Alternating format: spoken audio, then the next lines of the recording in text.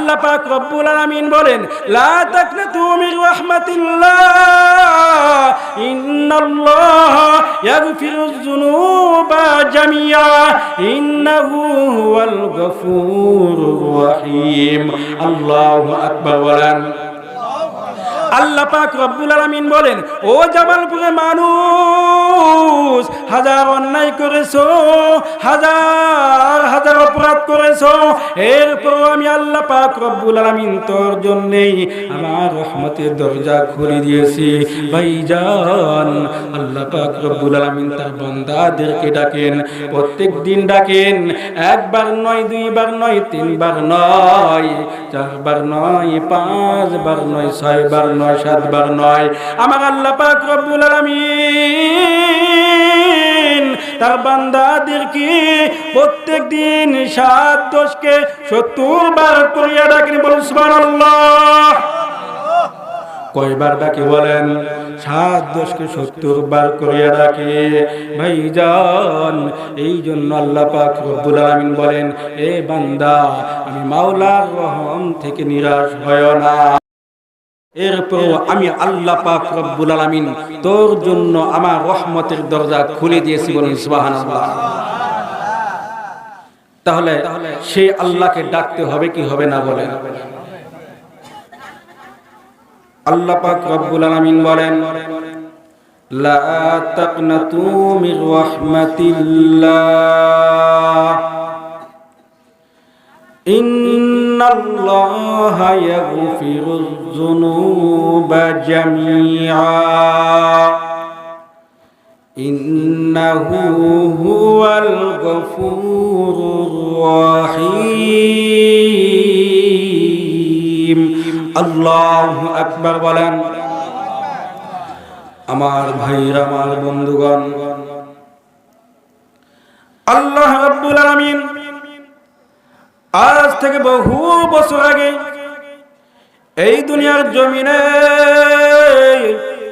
মানুষ সৃষ্টি করিয়া দুনিয়ার জমিনে পাঠাইলেন। ভাইজান, এই মানুষগুলি দুনিয়ার জমিনে চলে আসার পর এই মানুষগুলি বিদ্যা বুদ্ধি ভারে আত্মদাম্ভিকতার পূর্ণ জীবন গঠন করিয়া এই মানুষগুলি আল্লাহর আইন কানুন মানা বাদ দিয়া বাপ দাদার ধর্ম লাত মানা জবর সরস্বতী আফরদতি, কেউ বা কালী, কেউ বা মহাদেব, কেউ বা ঠাকুর, কেউ বা দুর্গা, কেউ বা দুর্গা, কেউ বাবার সঙ্গী, কেউ বাবার রঙ্গী, কেউ বাবার সঙ্গ, কেউ বাবার রঙ্গ, কেউ বা মাছের পূজা, কেউ বা গাছের পূজা, কেউ বা গুণে পূজা, কেউ বা পানির পূজা, কেউ বা সূর্য পূজা, কেউ বা চন্দ্র পূজা, কেউ বা বীর পূজা, কেউ বা গাঞ্জার পূজা। নানান মানুষ নানান বিধ শিরক বিদআত করতে করতে মানুষ যখন পাপাচার হয়ে যায়, তদানীং সময় আমার আল্লাহ পাক রব্বুল আলামিন খারাপ মানুষদেরকে ভালো বানাবার জন্যে, অসভ্য মানুষদেরকে সভ্য বানাবার জন্যে, অভদ্র মানুষদেরকে ভদ্র বানাবার জন্যে, আল্লাহ ভোলা মানুষদেরকে আল্লাহ ওয়ালা বানাবার জন্যে, বেঈমানদেরকে ইমানদার বানাবার জন্যে, বেপরদা ওয়ালা নারীকে পর্দা ওয়ালা বানাবার জন্যে, বেনামাজিদেরকে নামাজি বানাবার জন্যে, সুদখোরদেরকে ভালো বানাবার জন্যে, ঘুষখোরদেরকে ভালো বানাবার জন্যে আমার আল্লাহ পাক রব্বুল আলামিন দুনিয়ার জমিনে দুইটা নিয়ামত, দুইটা বরকত, দুইটা রহমত দুনিয়ার জমিনে নাজিল করে দিলেন। এক নম্বরে বিশ্ব নবী মুহাম্মদ সাল্লাল্লাহু আলাইহি ওয়াসাল্লাম, দ্বিতীয় নম্বরে নবীজির উপর নূর নামক 30 পারা কুরআন আমার আল্লাহ নাজিল করে দিলেন। জোরে জোরে বলেন সুবহানাল্লাহ। আরো আওয়াজ দিয়ে বলেন সুবহানাল্লাহ। আল্লাহ বলেন, নবীজি তাম দুনিয়ার মানুষদেরকে জানায়া দেন বাজান, যারা আমার কোরআনের পক্ষে সাড়া দিবে, আমার ডাকে যারা সাড়া দিবে, আমি আল্লাহ পাক রব্বুল আলামিন তাদেরকে দুইটা পুরস্কার দান করব। কয়টা বলেন? আরো আওয়াজ দিয়ে বলেন কয়টা? আমি আল্লাহ পাক রব্বুল আলামিন তাদেরকে দুইটা পুরস্কার দান করব। আমার আল্লাহ পাক রব্বুল আলামিন ডাক দিয়ে বললেন, ও জামালপুরের মানুষ, ও সুলতান নগরের মানুষ, শুনিয়ে লাও, শুনিয়ে লাও। আমার আল্লাহ পাক রব্বুল আলামিন ডাক দিয়ে বললেন, ওয়াল্লাহু ইয়াদউ ইলাল জান্নাতি ওয়াল মাগফিরাতি বিইজনিহি ওয়া ইউবাইয়িনু আয়াতিহি লিন-নাসি লাআল্লাহুম ইয়াতাযাক্কারুন। আল্লাহু আকবার বলেন। আল্লাহ পাক রব্বুল আলামিন ডাক দিয়ে বললেন, ইয়া রাসূলুল্লাহ, ইয়া হাবিবাল্লাহ, तमाम দুনিয়ার মানুষদেরকে জানায়া দেন, যারা আমার কোরআনের পক্ষে সাড়া দিবে, আমার ডাকে যারা সাড়া দিবে, আমি আল্লাহ পাক রব্বুল আলামিন তাদেরকে দুইটা পুরস্কার দান করব। এক নম্বরে বান্দার জীবনের গুনাহগুলি মাফ করে দেব। দ্বিতীয় নম্বরে বান্দাকে জান্নাত দিয়ে ধন্য করে দিব। বলেন সুবহানাল্লাহ। আর আওয়াজ বলেন সুবহানাল্লাহ। আল কোরআনের সৈনিক আমি, নেই তো কোনো ভয়, এক আল্লাহর গোলাম আমি, এই তো পরিচয়, এই তো পরিচয়।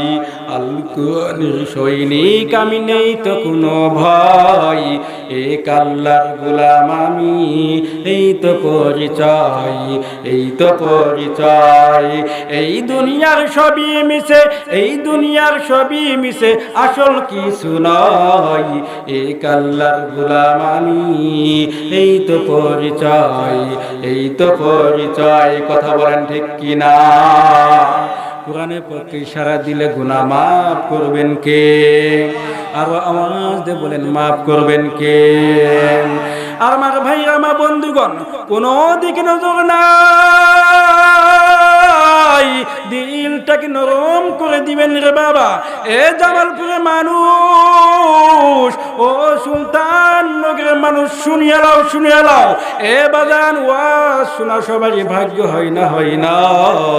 আল্লাহ পাক রব্বুল আলামিন যাকে লিখেছেন, যাকে এনেছেন, ওই বান্দাই একমাত্র বসতে পেরেছেন। কথা বলেন ঠিক কিনা?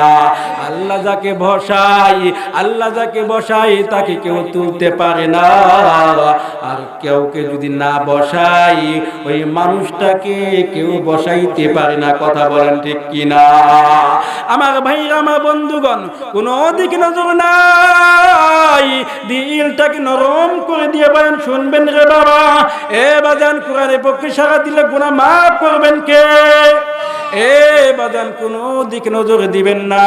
কোরআন দিয়ে যদি তুমি তোমার জীবনটাকে গড়াইতে পারো, কোরআন দিয়ে যদি তুমি সংসার চালাইতে পারো, কোরআন দিয়ে যদি তোমার জীবন চালাইতে পারো, ইহকালেও শান্তি, পরকালেও শান্তি। কথা বলেন ঠিক কিনা? সব কিছুর সমাধান দিতে পারে আল কোরআন। সমাধান চাও যদি জীবনে মরণে, ফিরে যাও খুঁজে নাও, চোখ রাখো কোরআনে। সমাধান চাও যদি জীবনে মরণে, ফিরে যাও খুঁজে নাও, চোখ রাখো কোরআনে। তবেই পাবে সুখ শান্তির ঠিকানা, তবেই পাবে সুখ শান্তির ঠিকানা, যদি মেনে নাও তুমি মনে প্রাণে। সমাধান, সমাধান চাও যদি জীবনে মরণে, ফিরে যাও খুঁজে নাও, চোখ রাখো কোরআনে। সমাধান চাও যদি জীবনে মরণে, ফিরে যাও খুঁজে নাও, চোখ রাখো কোরআনে। এ বাণী সকলের নয়, শুধু মুমিনের। এই বাণী কি শুধু মুমিনের জন্য? এই কথা বলেন, এই বাণী কি শুধু মুমিনের জন্য? সকলের জন্য। খ্রিস্টান বলেন, হিন্দু বলেন, বৌদ্ধ বলেন, সকল মানুষের জন্য এই বাণী। কথা বলেন ঠিক কিনা? এ বাণী সকলের নয় শুধু মুমিনের, যারাই চলবে মেনে ফল পাবে কোরআনের। এ বাণী সকলের নয় শুধু মুমিনের, যারাই চলবে মেনে ফল পাবে কোরআনের। ঘরে বলো বা রাষ্ট্রে বলো, ঘরে বলো বা রাষ্ট্রে বলো, অশান্তি দূর করে শান্তি আনে সমাধান।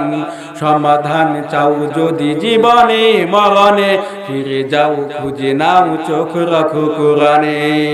এত অম্লান চির মুক্তির ডাক, এই যে মহাবাণী খুদারি কালামের পাক। এত অম্লান চির মুক্তির ডাক, এই যে মহাবাণী খুদারি কালামের পাক। এই দুনিয়া আর সেই দুনিয়া, এই দুনিয়া আর সেই দুনিয়া, মুক্তি পাবি তুমি দু জাহানে। সমাধান সমাধান চাও যদি জীবনে মরণে, ফিরে যাও খুঁজে নাও চোখ রাখো কোরআনে। সমাধান চাও যদি জীবনে মরণে, ফিরে যাও খুঁজে নাও চোখ রাখো কোরআনে। সব কিছুর সমাধান দিতে পারে আল কোরআন, কথা বলেন ঠিক কিনা?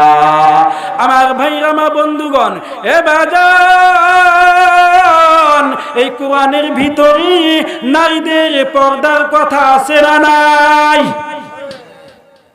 আওয়াজ নাই নাকি? এই কোরআনুল কারীমের ভিতরে নারীদের পর্দার কথা আছে না নাই?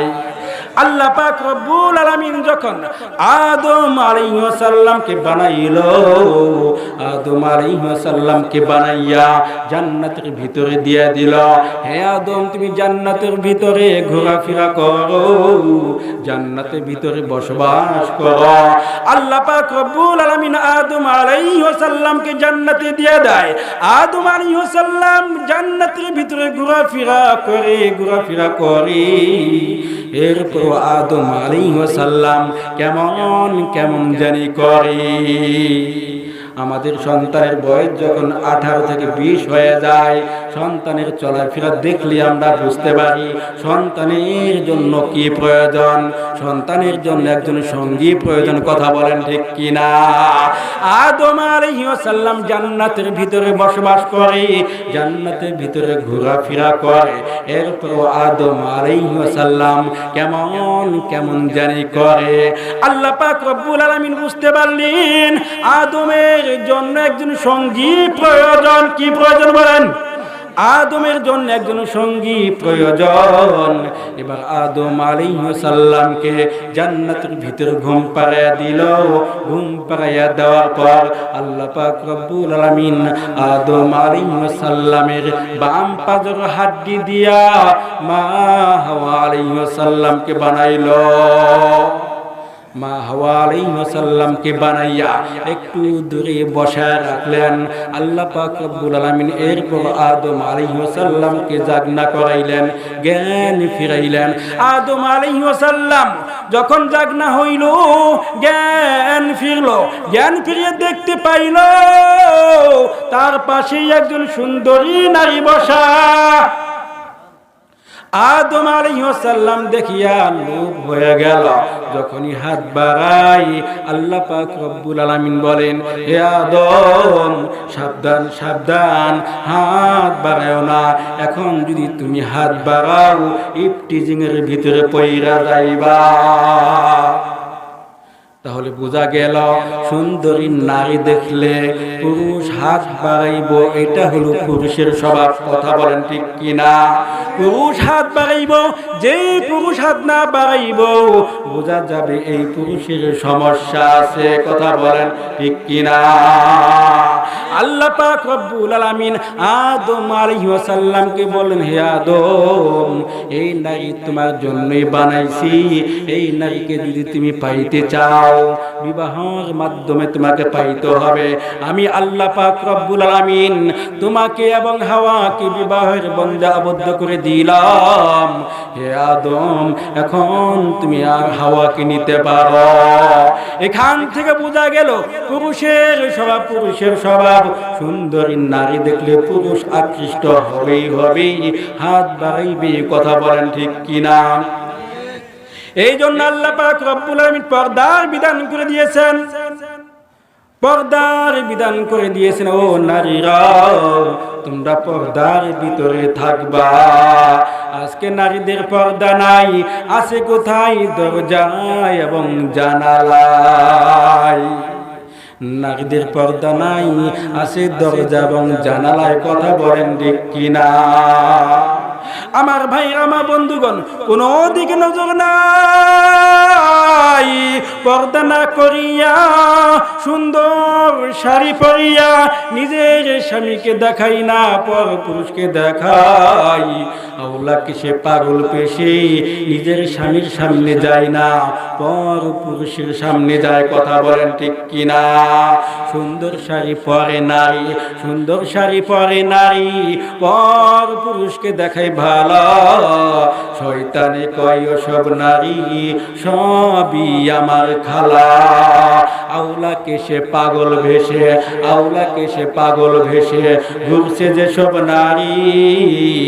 শয়তানে কয় সব নারী সবই আমার স্ত্রী। আজকে নারীরা পর্দা করে না, সুন্দর শাড়ি পরাও নিজের স্বামীকে দেখায় না। নিজের স্বামীর সামনে পরে যায় সিরা ফারা যা শাড়ি আছে ওই শাড়িগুলো পরে যায়, আর পর পুরুষের সামনে সুন্দর শাড়ি পরে যায়। কথা বলেন ঠিক কিনা? আবার যদি বলা হয় মা তুমি পর্দা করো, ও বোন তুমি পর্দা করো, তারা বলবে হুজুর আমরা পর্দা না করলে কি হবে? আমাদের দিন তো ঠিক আছে। কথা বলে কি বলে না বলেন? অনেক মানুষ আছে নামাজ নাই, রোজা নাই, এরপর বলবে হুজুর নামাজ না পড়লে কি হবে? দিন তো ঠিক আছে। যাকাত না দিলে কি হবে? দিন তো ঠিক আছে। পর্দা না করলে কি হবে? দিন তো ঠিক আছে। বলে কি বলে না বলেন? চাকাগুলো পয়সা গোল, গোল আলো গোল, এর চাইতে বেশি গোল মনের গন্ডগোল। কালো কোকিল কালো মাথার কেশ, এর চাইতে বেশি কালো মনের হিংসা লেশ। নিম তিতা আরো তিতা ঘর, এর চাইতে বেশি তিতা 203 ঘর। মেয়ে জাতি কমলতি কিবা মন্ত্র জানে রে, প্রেমের রশি গলায় বাইদা আস্তে আস্তে টানে রে। শহরে বাজারে দেখো নারীদের ঢল, পর্দাবিহীন তারা করে ঝলমল। শহরে বাজারে দেখো নারীদের ঢল, পর্দাবিহীন তারা করে ঝলমল। অন্যকে তার দিকে আশেকে বানাই, দেশটাই আজ ধ্বংস নারীর বেপরদায়। সবার মুখে কি আওয়াজ, হায় হায় হায়। কথা বলেন ঠিক কিনা? আমার ভাই, আমার বন্ধুগণ, কোনো দিকে নজর নাই। দিলটাকে নরম করে দিবেন। এ বাবা, আমি অল্প সময়ের মধ্যে শেষ করে দিবে রে বাবা। ও মা, ও বোনেরা, শুনে নাও। আজকে কেন পর্দা করো না? ও মা, তুমি কোন জায়গায় ছিলা? আর নবীজি তোমাকে কোথায় নিয়ে আসে? ও মা, তোমাদের স্থান ছিল কোথায়? আর নবীজি তোমাদেরকে কোথায় নিয়ে আসলো? ও মা, তুমি একবার জন্য চিন্তা করে দেখো। আল্লাহ পাক রব্বুল আলামিন বলেন, লা তাকনাতু মির রাহমাতিল্লাহ, ইন্নাল্লাহা ইয়াগফিরুয যুনুবা জামিয়া, ইন্নাহু হুয়াল গফুরুর রহিম। আল্লাহু আকবার বলেন। আল্লাহ পাক রব্বুল আলামিন বলেন, ও জামালপুরের মানুষ, হাজার অন্যায় করেছো, হাজার হাজার অপরাধ করেছো, এরপর আমি আল্লাহ পাক রব্বুল আলামিন তোর জন্যই আমার রহমতের দরজা খুলে দিয়েছি। ভাইজান, আল্লাহ পাক রব্বুল আলামিন তার বান্দাদেরকে ডাকেন, প্রত্যেক দিন ডাকেন। একবার নয়, দুইবার নয়, তিনবার নয়, চারবার নয়, পাঁচবার নয়, ছয়বার নয়, সাতবার নয়। আমার আল্লাহ পাক রব্বুল আলামিন তার বান্দাদেরকে প্রত্যেক দিন 7 দশকে 70 বার করিয়া ডাকেন। বলুন সুবহানাল্লাহ। কয়বার ডাকে বলেন? 7 দশকে 70 বার করিয়া ডাকে। ভাইজান, এই জন্য আল্লাহ পাক রব্বুল আলামিন বলেন, এ বান্দা, আমি মাওলার রহম থেকে নিরাশ হয় না। আমার ভাই, আমার বন্ধুগণ, কোনো দিকে নজর নাই। আল্লাহর নবীজি সাহাবায়ে কেরামদের সামনে আলোচনা করতেছেন। আমার নবী, মায়ের নবী বলেন, ও আমার সাহাবীরা, তোমরা যদি এই কালেমাটা অন্তর থেকে বিশ্বাস করো আর জবান থেকে বের করে দাও, মধুর কালিমা লা ইলাহা ইল্লাল্লাহু মুহাম্মাদুর রাসূলুল্লাহ সাল্লাল্লাহু আলাইহি ওয়াসাল্লাম। আমার নবী, মায়ার নবী বলেন, আমি রাসূল সাক্ষী দিলাম, এই কালেমা পড়ার সঙ্গে সঙ্গে আমার আল্লাহ পাক রব্বুল আলামিন তোমাদের সমস্ত গুনাহগুলি মাফ করে দিবেন। আল্লাহর নবীর সাহাবীরা এই কথা শোনার পর সমস্ত সাহাবী একযোগে আওয়াজ দিয়ে বললেন, লা ইলাহা ইল্লাল্লাহ। একজন সাহাবী দাড়িওয়ালা, পাগড়িওয়ালা, জুব্বাওয়ালা চোখের পানি ফেলিয়া ফেলিয়া কান্দে। গুমরানো আওয়াজ নবীজির কানে চলা গেল। আমার নবী, মায়ের নবী ডাক দিয়ে বললেন, এরে সাহাবীরা, এত সুন্দর একটা আলোচনা শুনাইলাম, এমন সুন্দর একটা সুসংবাদ দিলাম, এরপরও কে কান্দো, কে কান্দো? আল্লাহর নবী একজন সাহাবী ডাক দিয়ে বললেন, ইয়া রাসূলুল্লাহ, ইয়া হাবিবাল্লাহ, পিছনে একটা যুবক, আপনার পিছনে একটা যুবক চোখের পানি ফালাইয়া ফালাইয়া কান্দে। আমার নবী, মায়ের নবী সাহাবীকে ডাক দিয়ে বললেন, এরে সাহাবী, এত সুন্দর একটা আলোচনা শুনাইলাম, এমন সুন্দর একটা আলোচনা শুনাইলাম, এরপরও কেন কান্দো, কেন কান্দো? আমার নবী ডাক দিয়ে বললেন, এ সাহাবী, তুমি কেন কান্দো? সাহাবী ডাক দিয়ে বললেন, ইয়া রাসূলুল্লাহ, ইয়া হাবিবাল্লাহ, আমি কান্দি, এইখানে আপনার যত সাহাবী আছে, এই কালেমা পড়ার সঙ্গে সঙ্গে আমার আল্লাহ তাদের সমস্ত গুনাহগুলি মাফ করে দিবেন। আমি এমন গুনাহ করেছি, আমার বড় ভয় হয় আমার মাওলা বুঝি গুনাহ মাফ করবে না। আমার নবী ডাক দিলেন, সাহাবী,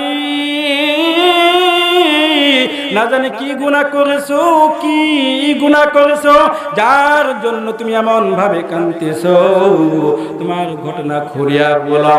ভাইজান, এবার আল্লাহর নবী সাহাবী ডাক দিয়ে বলেন, ইয়া রাসূলুল্লাহ, ইয়া হাবিবাল্লাহ, আমি ব্যবসা করার জন্য যখন দেশের বাইরে চলে গেলাম, দেশের বাইরে যাওয়ার পূর্বে আমি আমার বিবিকে বললাম, বিবি রে, ও বিবি, তোর গর্ভে যে আমার সন্তান আছে, এই সন্তান যখন দুনিয়ার জমিনে চলে আসবে, এই সন্তান যদি ছেলে সন্তান হয়, তুই লালন পালন করিয়া মানুষ করবি, আর যদি মেয়ে সন্তান হয়, গলা টিপা বা লবণ খাওয়াইয়া মাইরা ফালাবি। ভাইজান, 2 মিনিট সময় দেওয়া যাবে কি যাবে না বলেন? 2 মিনিট সময় দিবেন, হাই 5 মিনিট সময় নিব রে বাবা। এ বাজান, কেউ কোথাও যাবেন না রে বাবা। আল্লাহর নবী সাহাবী ডাক দিয়ে বললেন, ইয়া রাসূলুল্লাহ, ইয়া হাবিবাল্লাহ, আমি আমার বিবিকে এই কথা বলে গেলাম, কয়েক বছর পর আবার দেশে ফিরলাম। দেশে ফিরিয়া বাড়ির ভিতরে প্রবেশ যখন করলাম, বাড়ির ভিতরে প্রবেশ করিয়া দেখতে পাইলাম কি সুন্দর চেহারা, কি মায়াবী চেহারা, সুন্দর ফুটফুটি একটা কন্যা সন্তান দেখতে পাইলাম। ইয়া রাসূলুল্লাহ, ইয়া হাবিবাল্লাহ, তবু আমার দিলের ভিতরে মায়া হলো না। আমি আমার বিবিকে বললাম, বিবি রে, এই সন্তানটি কার? আমার বিবি আমাকে ডাক বলল, স্বামী গো, এই সন্তান আর কারো নাই, এই সন্তান হলো আপনার। দেখেন দেখেন কত সুন্দর একটা আপনার মেয়ে হয়েছে, দেখেন আপনার মেয়েটা কত সুন্দরী। ভাইজান, সাহাবী ডাক দিয়ে বলল, ইয়া রাসূলুল্লাহ, ইয়া হাবিবাল্লাহ, আমি আমার বিবিকে বললাম, বিবি রে, তোকে না বলেছিলাম এই দেশের নিয়ম, মেয়ে হইলে বাবাই তার মেয়েকে মাইরা ফেলায়। কি ব্যাপার, কি ব্যাপার, কেন মারলি না, কেন মারলি না? আমার বিবি আমাকে ডাক দিয়ে বলল, স্বামী গো, আমি তো আপনার মেয়েকে মারতে চেয়েছিলাম, যখনই মারতে যাই স্বামী ওই চেহারার ভিতরে আপনার চেহারা দেখতে পাই। আপনি যেমন সুন্দর, আপনার মেয়েটাও তত সুন্দর। এই জন্য আপনার মেয়ের নাম রাখছি জমেলা। কি নাম বলেন? জামিলাতুন, অর্থ হলো সুন্দরী। ইয়া রাসূলুল্লাহ, ইয়া হাবিবাল্লাহ, আমি যখন আমার বিবিকে কথা বললাম, আমার বিবি ডাক দিয়ে বলল, স্বামী গো, আমি তো মারতে পারি নাই, মারতে পারি নাই। ইয়া রাসূলুল্লাহ, ইয়া হাবিবাল্লাহ, তবু আমার দিলের ভিতরে মায়া হলো না। আমি যখন ঘুমাইতে গেলাম, আমার নফস আমাকে ধোঁকা দেয়, এ দাহিয়াতুল কালবি, তুই কি এই দেশের নিয়ম ভঙ্গ করবি? এই দেশের নিয়ম, মেয়ে হইলে বাবাই তার মেয়েকে মাইরা ফালাই। এই দেশের নিয়ম, মেয়েকে মাইরা ফালাই দিতে হয়। এই দাহিয়াতুল কলবি, এখনো কেন তোর মেয়েকে মানুষ নাই, মানুষ নাই? ইয়া রাসূলুল্লাহ, ইয়া হাবিবাল্লাহ, আমার নফস আমাকে ধোঁকা দেয়। আমি মনে মনে সিদ্ধান্ত নিলাম, আগামীকাল আমি আমার মেয়েটাকে মাইরা ফালাইব। ভাইজান, সকাল বেলায় দাহিয়াতুল কলবি ডাক দেওয়াল, ও বিবি রে, ও বিবি, আমি অনেক বছর দেশের বাইরে ছিলাম, এখন দেশে ফিরেছি। এই দেশে আমার অনেক বন্ধু আছে, অনেক আত্মীয় স্বজন আছে, তাদের বাড়িতে বেড়াইতে যাব। ও বিবি, দাও দাও দাও, আমার মেয়েটাকে সুন্দর করে সাজাইয়া দাও। আমি আমার মেয়েটাকে নিয়ে আমার বন্ধুর বাড়িতে দাওয়াত খেতে যাব। এই কথাটা যখন মেয়েটা শুনছে, মেয়েটা সঙ্গে সঙ্গে তার মাকে ডাক দিয়ে বললেন, মা গো, তুমি না বলেছিলা এই দেশের নিয়ম, বাবাই তার মেয়েকে মাইরা ফেলায়। দেখো দেখো, আমার বাবা কত সুন্দর, আমার বাবা আমাকে মারবে না, মারবে না। আমার বাবা তার বন্ধুর বাড়িতে দাওয়াত খেতে নিয়ে যাবে।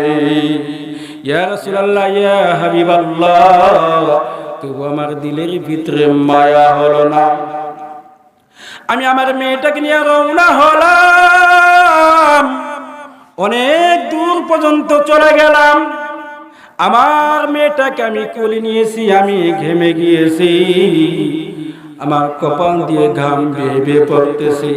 আমার মেয়েটা দেখতে পারছি, মেয়েটা দেখিয়া তার জামা দিয়া আমার কপালের ঘাম গুলো মুছে দেয়। ইয়া রাসূলুল্লাহ, ইয়া হাবিবাল্লাহ,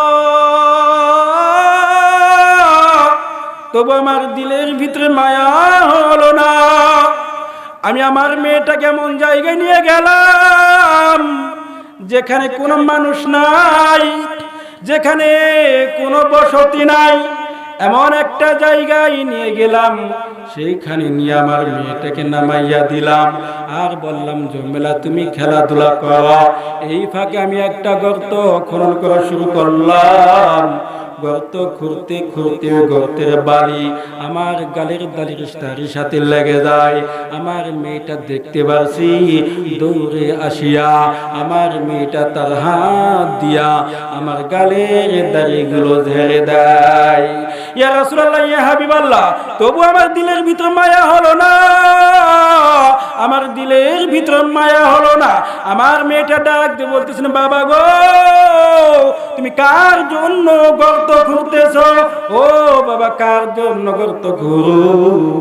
আমি আমার মেয়েটাকে বললাম, মা তুমি দেখো গর্তটা কেমন হয়েছে। আমার মেয়েটা সরল মন নিয়া গর্তের কাছে আসিয়া দাঁড়াইল। আমি বাবা হইয়া আমি আমার মেয়েটাকে এমন জোরে একটা ধাক্কা মারলাম, আমার মেয়েটা উতুল হইয়া গর্তের ভিতরে পড়িয়া গেছে। গর্তের ভিতরে পড়িয়া যায়, আমার মেয়ের মাথাটা ফাটিয়া যায়, কপাল বেয়ে বেয়ে রক্ত পড়তেছে। আমার মেয়েটা আস্তে আস্তে দাঁড়ায়। এরপর আমি ছোট ছোট পাথর দিয়া আমি আমার মেয়ের কপালে নিক্ষেপ করলাম। আমার মেয়ের মাথাটা ফাটিয়া গেল, রক্ত ঝরতেছেন। এরপর আমি পাথর মারা থামলাম না। ইয়া রাসূলুল্লাহ, ইয়া হাবিবাল্লাহ, এরপর আমার দিলের ভিতরে মায়া হলো না। আমার মেয়েটা বুঝতে পারছে, আমার মেয়েটা বুঝতে পারছে, মায়ের কাছে শুনেছে এই দেশের নিয়ম, মেয়ে হইলে বাবাই তার মেয়েকে মাইরা ফেলায়। এবার মেয়েটা ডাক দিয়ে বলতেছেন, বাবা গো, আমি জানতে পারছি মাই আমাকে বলেছে মেয়ে হইলে বাবাই তার মেয়েকে মাইরা ফেলায়। আমি বুঝতে পারছি বাবা, তুমি আমাকে মাইরা ফেলাইবা, তুমি আমাকে মাইরা ফেলাইবা। ও বাবা, তুমি আমাকে মাইরো না, আমাকে মাইরো না, আমাকে সাইরা দাও, সাইরা দাও। আমি কথা দিলাম আমি কোনদিন তোমাকে সমাজের ভিতরে বাবা বলে পরিচয় দিব না। ইয়া রাসূলুল্লাহ, ইয়া হাবিবাল্লাহ, তবু আমার দিলের ভিতরে মায়া হলো না। আমি আমার মেয়েটার কথা শুনলাম না। আমি আমার মেয়ের মাথার উপর একটি বিশাল বড় পাথর হাতে নিলাম। আমার মেয়েটা হাউমাউ করে কান্দে, ও বাবা তুমি আমাকে সাইরা দাও, সাইরা দাও। আর ডাক বলতেছেন, মা গো তুমি কার কাছে পাঠাইলা? ও মা তুমি কার কাছে পাঠাইলা? আব্বু তো আমাকে মাইরা ফালাইব।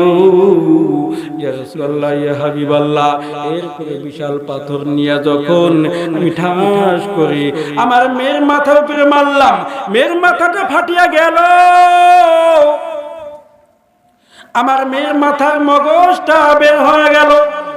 আমার মেয়েটা গর্তের ভিতরে লুটিয়া পড়ে। আস্তে আস্তে যখন লুটিয়া পড়ল, আমি বুঝতে পারলাম আমার মেয়েটা আর দুনিয়াতে নাই। আমি মাটি চাপা দিয়া আমি বাড়িতে চলে গেলাম। আমি এখন খাইতে পারি না, ঘুমাইতেও পারি না। খাইতে গেলে ওই আওয়াজটা পাই।